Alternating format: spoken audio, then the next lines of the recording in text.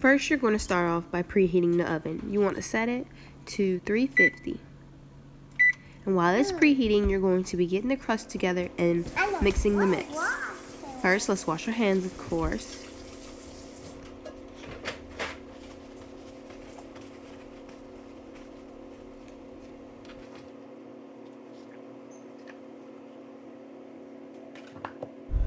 Next, you want to get out your pie crust. I just used a store-bought pie crust because it was simpler for me. Rolling out my own pie crust, doing all that stuff with 2 kids is really hard. So I opt out for that one. And if I sound a little nasally, I'm sorry, you guys, but I've been sick like the past week. Everyone in my house has been sick. So first you want to put out your flour so your crust does not stick to the wax paper.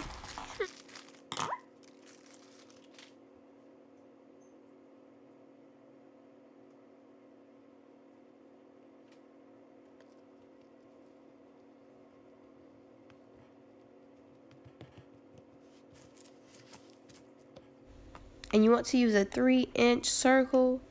You can use a cookie cutter, a bowl, anything really that you have that'll be able to cut through the dough. And you just want to go around and cut out your little circles, set them aside, and just keep going.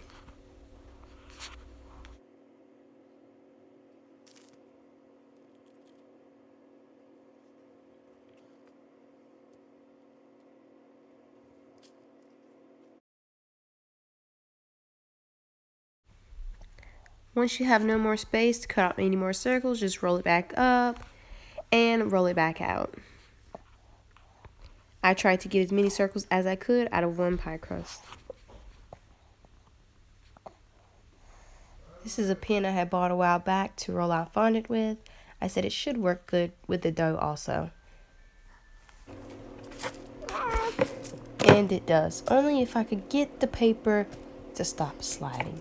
If anybody has any advice on how to do that, please let me know in the comments below. I would love to know because my paper slipped often.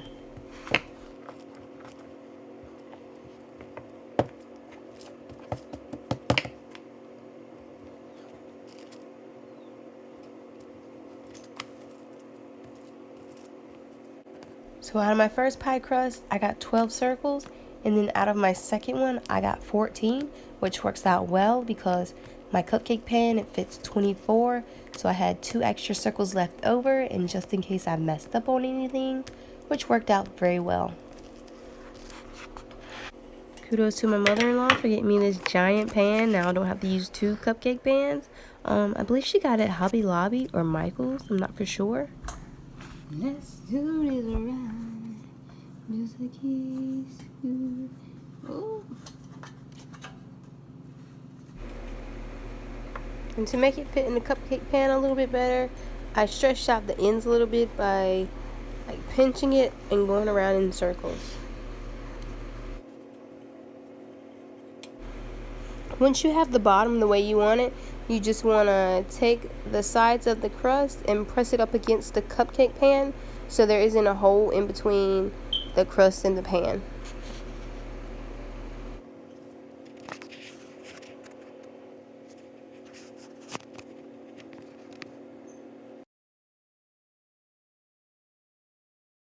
As I was stretching out the pie crust, I remember I had that fondant roller, so I just got it and rolled it over top of the pie crust. Make sure you do not roll it out too thin, because if you do so, then the pie crust will be too long and it'll be coming over top of the cupcake pan. So just be careful of that. Here's all 24 of my mini pecan pie crust. So once you get it in the pan the way you want it, you just want to put them in the fridge while you're making your pecan filling. First, I chopped up my pecans. I like mine finely chopped. You can chop up yours however you would like, but I prefer mine finely chopped.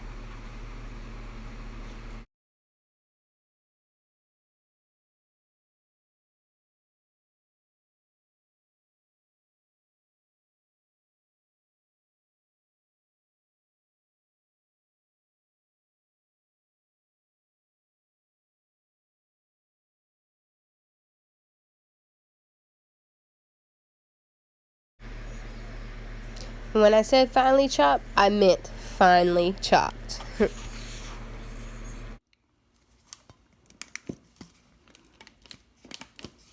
I had just enough carrot syrup. Just enough. Praise the Lord. So I do not feel like going to the store.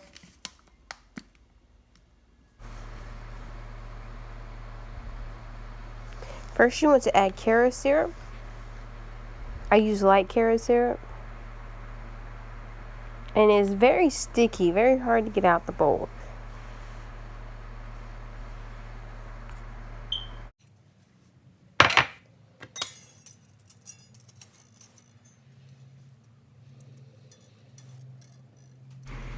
Once you get all your carrot syrup in the bowl, next you want to add your brown sugar.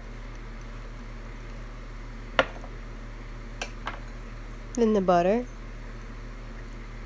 Melted butter.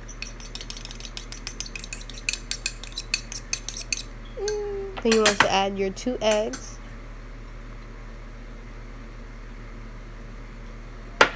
Then the vanilla extract. After you add these ingredients, you want to make sure that you mix it very well. Make sure you mix up the eggs very well. You don't need a blender to mix up the filling. You can really just mix it up by hand, but just make sure, like I said, you mix the eggs and the sugar, well, not sugar, the brown sugar and the carrot syrup up very well.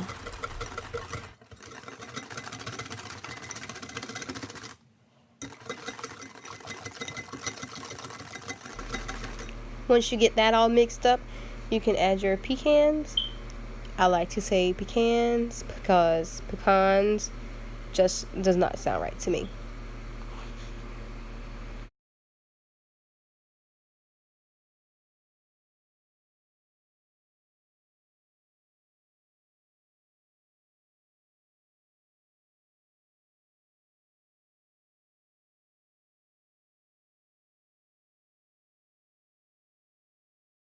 Once you have all the ingredients mixed together, you can get your cupcake pan out of the fridge and start filling up the pie crust. Okay.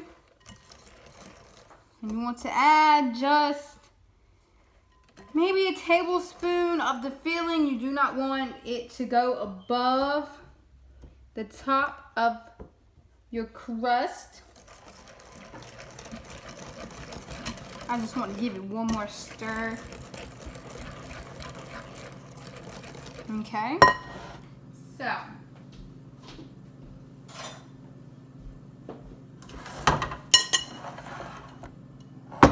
This big old pan.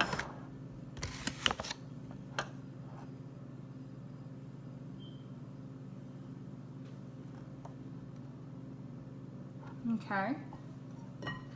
Let's see. Usually when I'm baking or cleaning up, I usually have like the radio blasting. But on this particular day, my mother-in-law, she had got the kids and it just had been like a rough little week.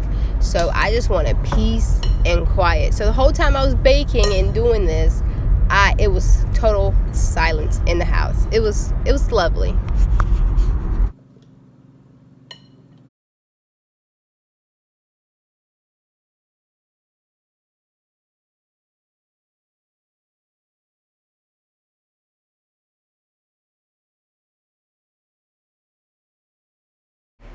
Once you have all the pie crust filled, you can put it in the oven for 25 minutes or until the filling is set.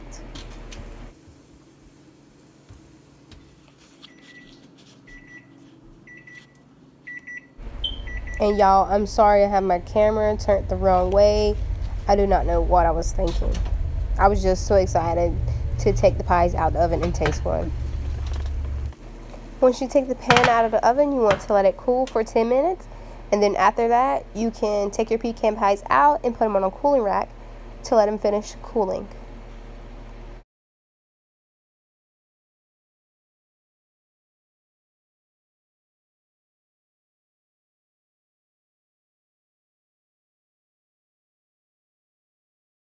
If y'all would like to see more baking videos with me, please give this video a thumbs up and don't forget to subscribe.